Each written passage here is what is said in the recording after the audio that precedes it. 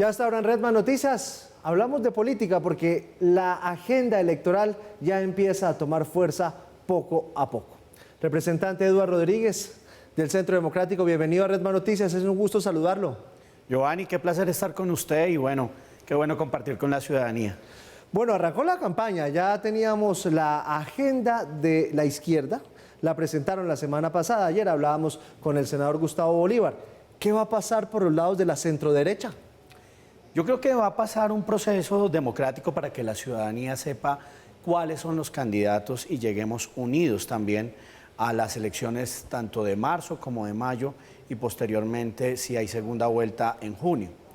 No obstante, aquí lo que tiene que existir es una agenda de unir al país, una agenda programática que le presente soluciones a los diferentes o a los ciudadanos y de esta manera mirar cómo vamos a continuar con un gobierno en el 22 que complemente las políticas del presidente Iván Duque y complemente los resultados que el presidente Iván Duque le ha dado al país.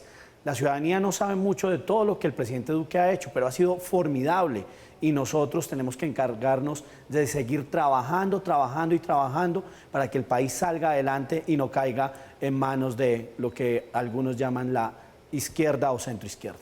¿Cómo hacer política en momentos en los que venimos de una pandemia que generó una gran crisis económica y de grandes escándalos de corrupción? Yo creo que luchando frontalmente contra la corrupción, la lucha frontal contra la corrupción tiene que dar resultados y tiene que verse no solamente en la agenda legislativa, que este gobierno, hay que decírselo a la ciudadanía, sí que ha dado resultados en la lucha contra la corrupción.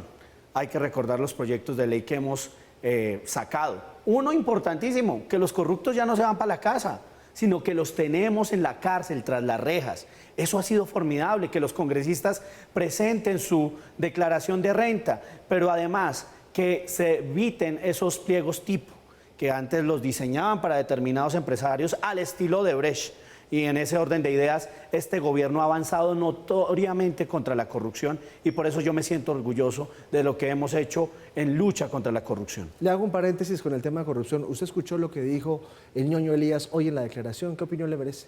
Escandaloso. Yo creo que lo que vivió el país en el 2014, pues lo de hoy es un abrebocas de muchas de esas prácticas corruptas. Hay que recordarle al país que yo hice la ley de delitos electorales que no solamente castiga a los corruptos que pagaban dinero para que les votaran, sino a todas esas organizaciones criminales y las castiga notoriamente. De tal manera que pues es escandalosa, esperamos que se avance y que el país sepa qué fue lo que pasó en el 2014, si le robaron las elecciones a Óscar Iván Zuluaga y quién estuvo detrás de toda esa mafia que mantuvo el poder durante 4 años. Pero también un capítulo de Óscar Iván Zuluaga, Odebrecht. Tiene que investigarse. Yo siempre he dicho que el que nada debe, nada teme. Y por eso nosotros hemos pedido que se investigue la campaña de Óscar Iván Zuluaga. De hecho, el Consejo Nacional Electoral ya se pronunció al respecto y esperamos que la Fiscalía General de la Nación también salga avante con esa investigación. Pero lo que sí queda claro es que los ñoños, toda una organización criminal, estuvo detrás de la reelección del presidente Juan Manuel Santos. Hablando de temas de corrupción, representante, ¿qué hacer para que en Colombia no solamente las personas, los responsables de actos de corrupción, paguen, sino también las empresas? Porque las personas se van para la cárcel cuando se falla un juicio jurídicamente y las empresas siguen. Giovanni, nosotros nos hemos propuesto castigar a las personas jurídicas. Esto es acabarlas cuando cometen actos de corrupción. En Colombia, para contarle a la ciudadanía, pues estamos las personas naturales, que somos nosotros, pero se crean unas personas jurídicas que muchas veces lo que hacen es esconderse detrás de esa persona jurídica y nunca es atacada. Pues bien, con un proyecto de ley que hemos radicado en el Congreso de la República, va a permitir que esas organizaciones jurídicas, o mejor, esas personas jurídicas, también respondan penalmente. Esto es, sus socios, que muchas veces se prestan para la corrupción, pero se callan y lo que hacen es liquidar la empresa, pero se van a montar otra empresa. Esa práctica hay que acabarla y por eso nosotros hemos puesto una responsabilidad penal a las personas jurídicas en Colombia. ¿Y cuando las empresas no tienen nada que ver y son sus empleados los que cometen errores? Cuando las empresas no tienen nada que ver, tendrán que seguir adelante, pero lo que no se puede pasar es utilizar las empresas para que sigan robando y haciendo negocios y chanchullos. Colombia necesita atacar frontalmente la corrupción y el empresario o el socio tendrá que pensarlo 2 veces a la hora de permitir prácticas corruptas. Representante, vuelvo al tema de la política, porque en la agenda ahora está el tema medioambiental. Y usted ha liderado algunos temas medioambientales. ¿Qué tanto va a pesar eso en la campaña de aquí en adelante? Johanny, es muy chévere lo que estamos haciendo en temas ambientales. Yo he propuesto una lucha frontal contra el cambio climático.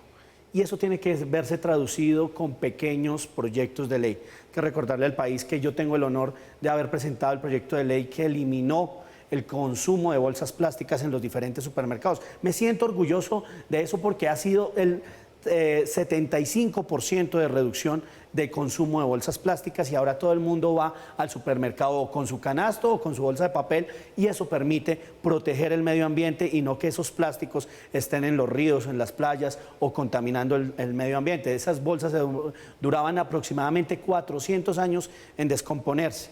Pero ahora queremos trabajar en 3 ejes fundamentales. 1, reciclar en la fuente, que todos aprendamos a reciclar en la fuente. Esto es a través de la educación, pero posteriormente el que no lo haga, pues también va a tener una sanción ambiental y pecuniaria. Hay que castigar el bolsillo para que nos podamos educar. Pero lo primero es educación. Segundo, que con la educación usted está formando 3 generaciones. Y la gente me dice, ¿pero por qué? O la ciudadanía preguntará por qué. Porque si nosotros formamos a ese niño cuando vaya con su abuelo o con su papá, y el papá bote el papel al piso, le va a decir, no, eso no va ahí, ya está protegiendo el medio ambiente. Y si va y lo bota en la caneca equivocada, el mismo niño le va a decir, oye, eso no se bota acá, sino se bota acá. Estamos formando esas 2 generaciones, pero además cuando el niño crezca y tenga hijos, también va a enseñarle a sus hijos ese ejemplo de proteger el medio ambiente. Entonces, Código Único de Reciclaje, otro proyecto de ley que tenemos es un proyecto de ley divino que se llama Ciudades Verdes.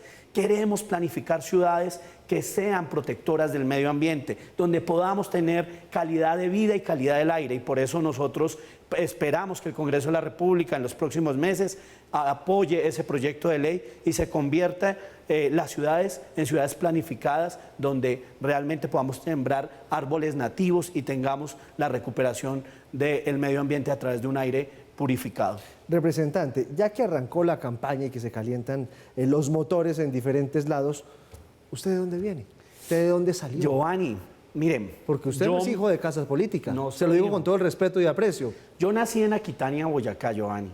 Nací y cuando tenía 6 años, mi papá era un humilde campesino, tenía una panadería.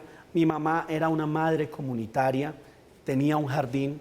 Y cuando tenía 6 años, la violencia tocó mi casa. Yo recuerdo que mi mamá bajó las escaleras y le dijeron su hijo mayor fue asesinado por las FARC. ¿Tu hermano? Mi hermano mayor. Eso pues fue algo terrible porque mi hermano lo entierran en Aquitania, mi mamá empieza a ir todos los días al cementerio y mi papá y mi mamá al ver todo eso, que ya era un dolor, su hijo, imagínense su hijo mayor, las madres que nos ven, tenía 21 años, Wilton, tenía 21 años. ¿Señor? ¿Y cuántos años tenías cuando pasó eso? 6 años yo tenía. Wilton tenía 21 años, su hijo mayor, y tocó las puertas de mi casa de tal manera que nos tocó desplazarnos para Bogotá por la violencia. Llegamos al Rincón de Suba, posteriormente mi familia compró una casita ahí en el barrio La Granja, donde me siento orgulloso de haber crecido. Estudié en el José Asunción Silva, un colegio público. Y a través de un crédito en el ICETEX, pude estudiar de noche en la Universidad Libre de Colombia. También a través del trabajo y el esfuerzo pude salir del país a estudiar en Corea del Sur e hice igualmente un máster en la Universidad de Nebrija en Seguridad y Defensa. Creo que uno se ha formado en la democracia y se ha esforzado.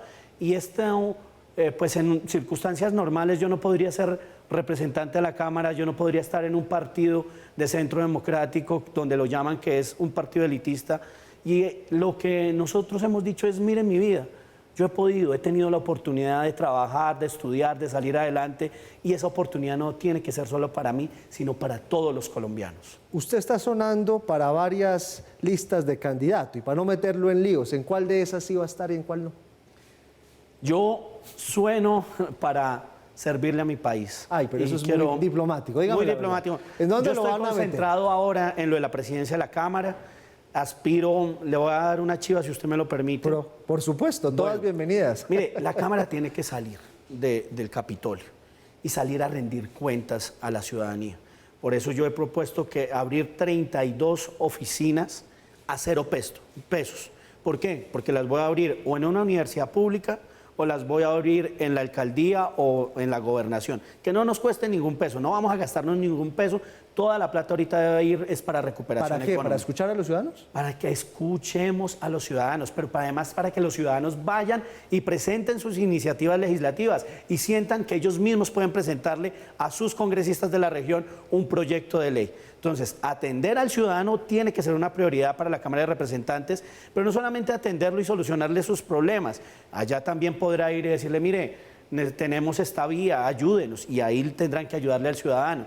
Y también, por otra parte, podrán presentar iniciativas legislativas. Eso es un cambio del chip muy importante y por eso también hay que ir a rendir a los 32 departamentos cuentas y rendirles y decirles, mire, hemos hecho estas leyes que benefician al país, que luchan contra la corrupción, que generan crecimiento económico, pero ante todo, que permiten que los colombianos tengamos mayor calidad de vida. ¿Cuántos años tiene usted, representante? 39. 39 años. Muchas gracias, representante, por estar con nosotros a esta hora en Redma Noticias. Giovanni, muchas gracias a usted.